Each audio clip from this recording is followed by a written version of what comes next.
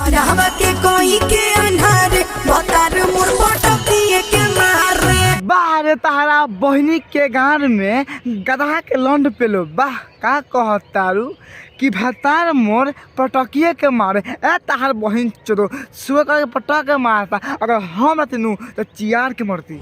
ए मादर अपना काम कर रहा। सच में दादा ही रहता। तो का हाल बा भाई? तो आज हम फिर से बात कैले बानी तानिया झा, बुलेट राजा एंड सामू भोजपुरी के। तो भाई यही से कहते हैं भाई लोग आज के वीडियो नू बहुते खास बा। तो यही से कहते हैं भाई लोग वीडियो जैसे कि लास्ट देखम काहे के वीडियो में नू बहुते मजा आवेला बा। तो वीडियो बना के बस एक ही मकसद बा, आप सभी को दिल से हंसाने के लिए, ना किसी को ठेस करने के लिए। तो बिना कोनो लानो लहसुन के नू आज के बक्चो दिए स्टार्ट करते हैं।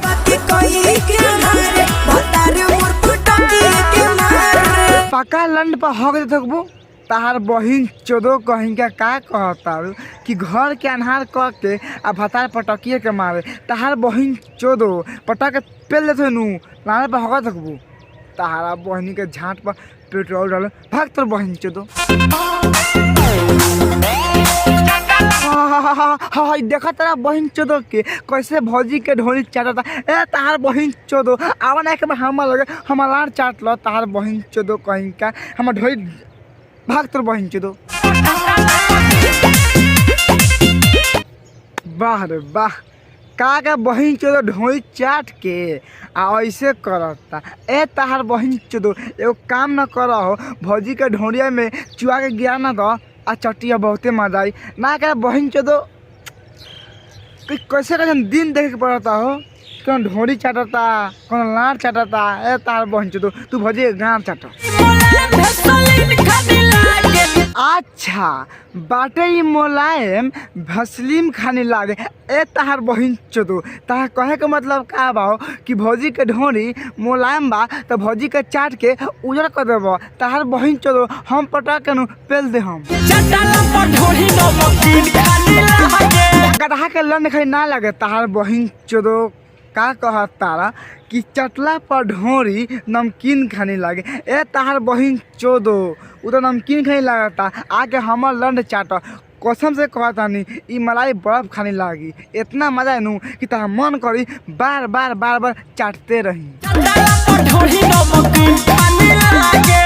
तहार बहिन चोदो लोगन वाह, कोनो का बहिन चोदो ढोरी चाटता, कोनो ढोरी खोदेला आ कौन ढोरी में नू तेल डालेला आ कौन ढोरी में हिला के गिरा देवेला। माने भौजी सा कुछ बोल ना पावल इंसान। एक देखा भैया कितना आदमी ढोरी चाटता आ भौजी हंसतिया, पर भौजी माना ना करतिया कि हमर ढोरी का चाटता।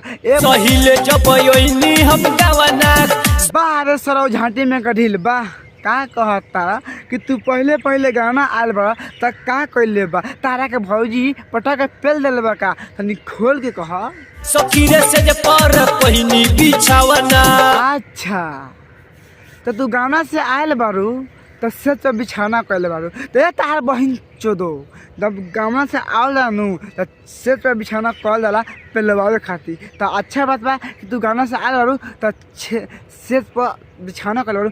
अंगा में घुस गइले भतरा बोलैला खम जतरा सखी। बाह रे तारा बहनी के गाड़ी में हनुमान गियर पेलो वाह। का कहतारा कि लहंगा में घुस गइल भतरा सखी आ बनैलक हम जतरा सखी। ए तार बहिन चोदो सोच काहे ना कहत तारो कि लहंगा में घुस के भतार पटा के पेल देले बानू हक देले बानू।